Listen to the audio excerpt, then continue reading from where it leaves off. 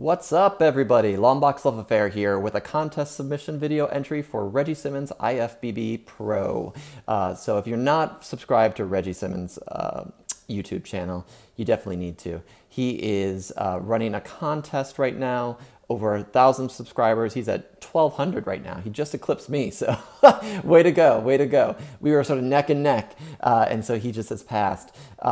So in honor of Reggie, I got my luchadors showing up in the back, so they're gonna duke it out. And Reggie's an awesome guy. He's doing a lot of videos, a lot of great content, and I can't even possibly start to catch up on all his stuff. But I do catch his videos, and he's running a video contest right now. So this is my entry, and it really is a simple contest, but it's going to be a lot harder to achieve than I thought. So he's asking, why do I collect? Why do we collect? And we all collect for different reasons, although some of them probably are similar.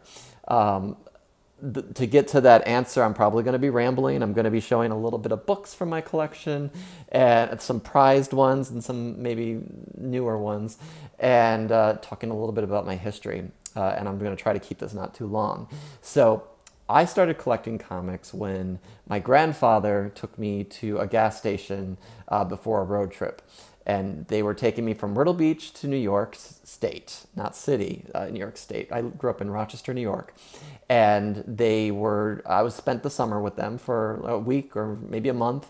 And they were driving me back up to New York, to where I lived, and to help satisfy me in my kiddish ways. I might have been 8 or 10, antsy. I got to pick out a comic book, and I was actually in 5th grade. So 5th grade is about 11 or 12, if I'm not mistaken. And so I picked up Indiana Jones and the Last Crusade #1. I had just seen the movie, and it was an adaptation, and I actually had it in my collection for years, and I've misplaced it. I must have sold it or something. I don't know. It must have been in a box that I misplaced or sold. And so I found it this past year, and it's in one of my YouTube videos in the past. But I found the whole set, so I was excited that I finally, after all these years, found the set. But I would go back to the gas station looking for 2, 3, and 4. I think it was a 2 or 3 issue, or 3 or 4 issue miniseries, but it was never successful. But I had that book. I read that Indiana Jones and the Last Crusade, #1, cover to cover, over and over, and something in it just stuck. Up until that point, I was kind of tagging along with my dad and my grandfather and my uncle collecting baseball cards, but I wasn't really into that. I didn't want to really do that. I was more into the toys. I had Marvel toys. I had some of those Secret Wars toys when I was a kid with the little shields, and they were like a hologram or something like that. Played with them, yeah, so my grandfather took me to a Family Dollar. They had all these comic books on a spinner rack, and there were Fantastic Four issues for the most part there. And I picked up The Return of Phoenix in the, I don't know, what is it, 280 or 263 or something like that, and a bunch of other ones. So that's how I got bit by the bug. And there was a flea market in Myrtle Beach, and I could buy 3 comic books for $1, and picked up a lot of great issues, and Excalibur and some X-Men, and I'm sure they were widely picked over, but and to this day there's ones in there that are probably not worth a lot of money, but they were great starting points for me as a new collector. And then I started really I've discovered that in my town there was a comic book store I was scared to go into, but there was a comic book store. And one of the first comics I purchased there was Teenage Mutant Ninja Turtles Adventures. And then later I graduated into the Todd McFarlane Spider-Man series, which was probably around issue 12 at the time, and then Sleepwalker. So I bought Sleepwalker #3 or 4 was my first issue, and I was like, I need to find this. And so I'm showing Sleepwalker, picked up a whole lot of #1s, never had #1 as a kid, and this was definitely a fan favorite of mine. The later issues get a little creepy and crazy, but the first 10 had such nostalgia for me, and I love them. But I graduated from Sleepwalker to Spider-Man to X-Men, X-Force, all of that stuff. And so I'll show this because this was a big deal to get, not the CGC slab, but the the original book, the X-Men #1 Gatefold, because that was hard to find. I could only find the Magneto cover as a kid, and I wanted the whole spin out. And so I was able to go to a local con in Buffalo, and I was able to pick them up. I don't know how much I paid, but I picked them up. So I collect because that's where I started, and that's I love the stories as much as I talk about spec. I do read comics, and I know not everyone does. I collect for the art and the stories primarily. Investment is secondhand. It's a second alternative. So investments are second. First is stories and art. And so, like for instance, Deadpool 42. I may not read this book, but the art on this cover, this variant cover, is killer. Clayton Crane did an amazing job with this movie poster variant cover, and it's just one that I will always hold on to. Another one I had been looking at on eBay for a long time and found a really nice copy. It's at least a 9.6. I'm hoping it's a 9.8. Is this Rob Liefeld variant for X-Force #1. I didn't realize Wolverine was so small. I didn't realize Psylocke was so small, or that these dudes were so big and pumped.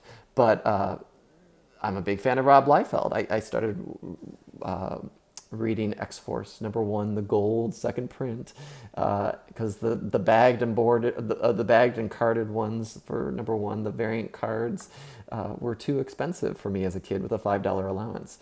So a lot of what I collect is nostalgia. I just happen to love it, and I want to stick with it. You know, collect what you love, right? And it's fun to look back at books in my collection and be like, I never could have afforded that as a kid. Like, first Polaris, never could have afforded it, never could have found it at an X-Men 50. But, you know, we had some comic book stores. There's much more comic book stores in my hometown than ever before, or in the area, I should say.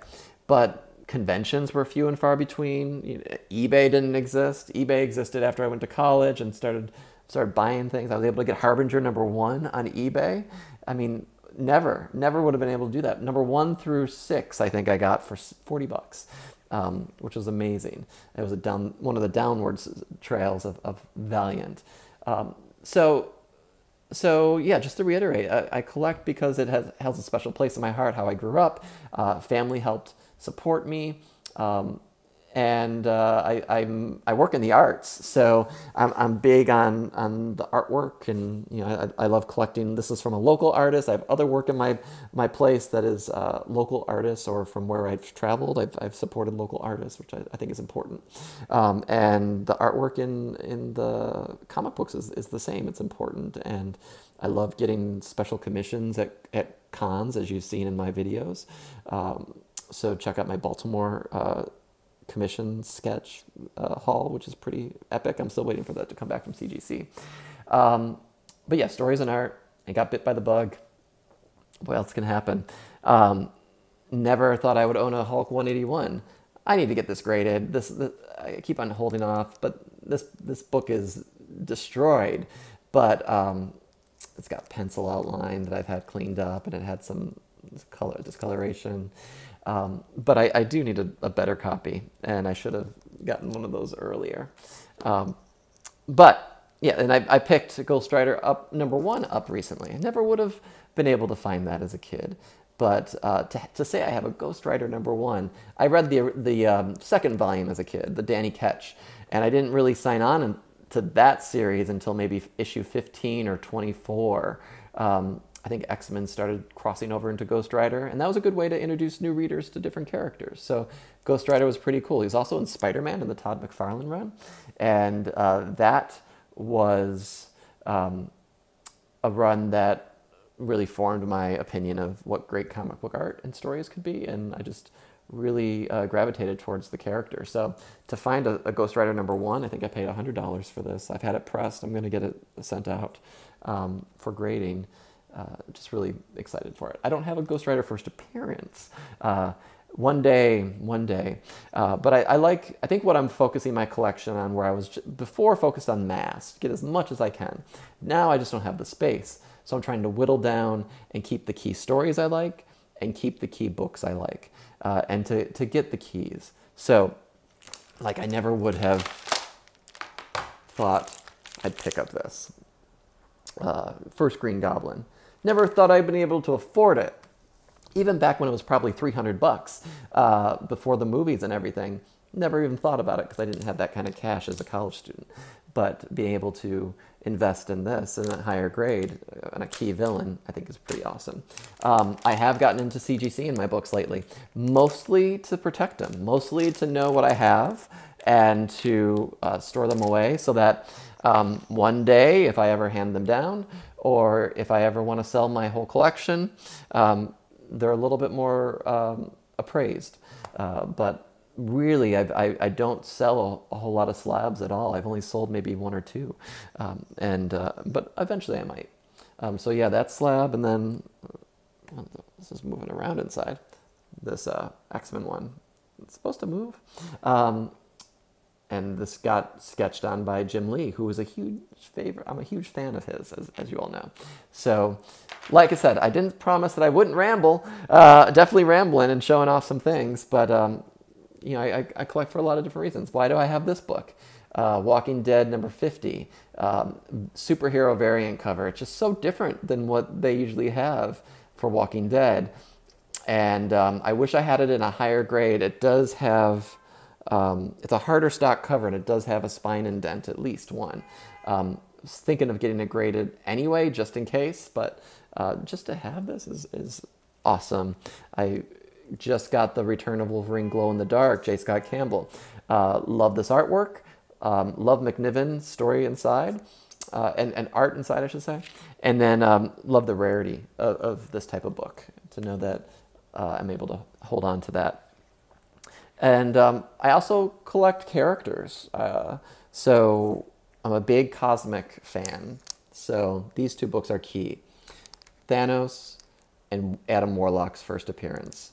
They're not the most beautiful condition books, but I bought them with my hard-earned money as a kid. Not a kid, but post-college probably. This is definitely yellowed, but has really good presentation.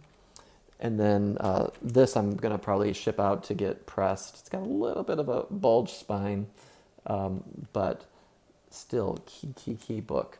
So love the hobby, love the hunt, and love the art. And I really do appreciate Regie Simmons' challenge to the community, because I think it's important to know where everyone's coming from. Why do we collect? And hopefully I didn't ramble too much. It's a little bit a trip down memory lane for me, but I do appreciate the comic book community that we all have here, and the resource that we have to open our eyes to new books. I've had many people say to me, oh, never seen that book before, and didn't know about that book. And I've thought the same thing about other people's videos, and I've probably said it as well. So I think we do ourselves a great service to the community, and showing off collections, showing off what's hot, and showing off what is good to read.